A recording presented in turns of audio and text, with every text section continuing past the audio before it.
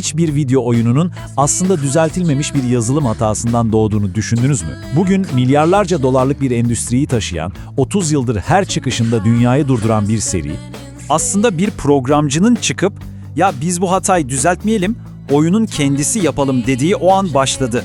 Peki bu küçük karar bizi bugün Kasım 2026'da çıkacak devasa GTA 6'ya tam olarak nasıl getirdi? Gelin bu muazzam evrime birlikte bakalım.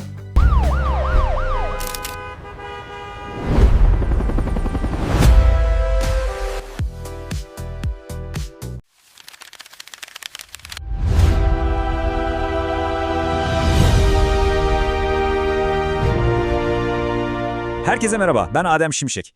Yıl 1997, Dundee kökenleri. Her şey 1997'de İskoçya'nın Dundee kentindeki ufacık bir stüdyoda başladı.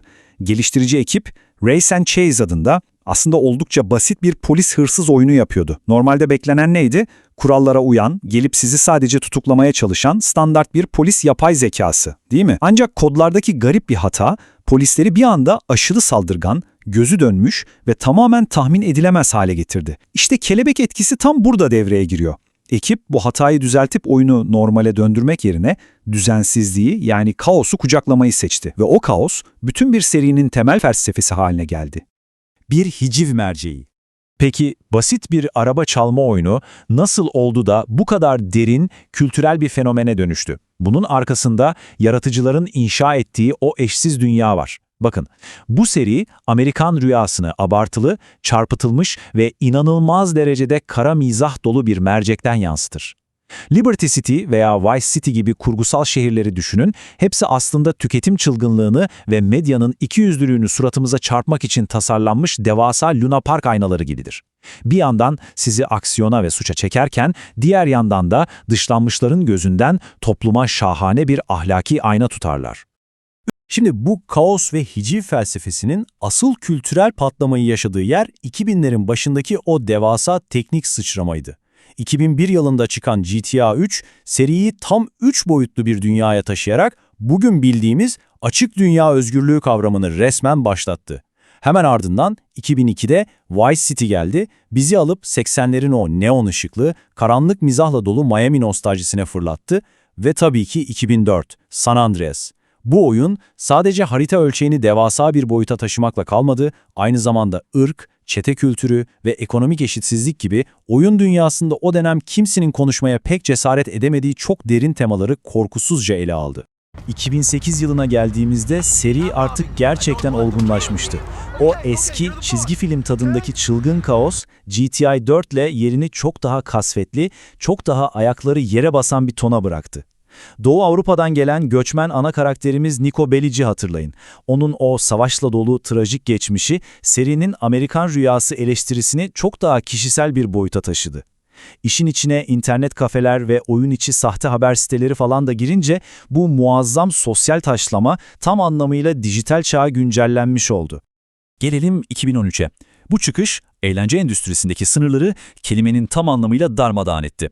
Anlatısal olarak devasa bir risk aldılar ve bize 3 farklı perspektif, 3 farklı sosyal sınıf sundular. Emekli ve zengin bir suçlu olan Michael, sokaklarda hayatta kalmayı çabalayan Franklin ve yani tamamen kontrolsüz, ne yapacağı belirsiz bir psikopat olan Trevor. Oyuncuya bu 3 farklı hayat arasında geçiş yapma imkanı sunmak, o ahlak ve sınıf ayrımı eleştirilerini inanılmaz derecede katmanlı bir hale getirdi.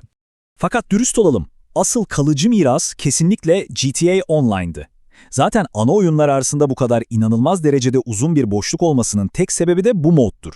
Düşünsenize, 10 yılı aşkın süredir sürekli güncellemeler alan GTA Online sıradan bir çok oyunculu deneyim olmaktan çoktan çıktı, milyarlarca dolarlık, durmak bilmeyen devasa bir ekonomik motora dönüştü.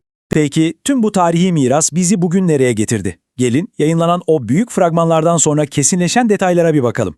Yeni maceramız efsanevi Vice City'yi de barındıran kurgusal Leonida eyaletinde geçiyor.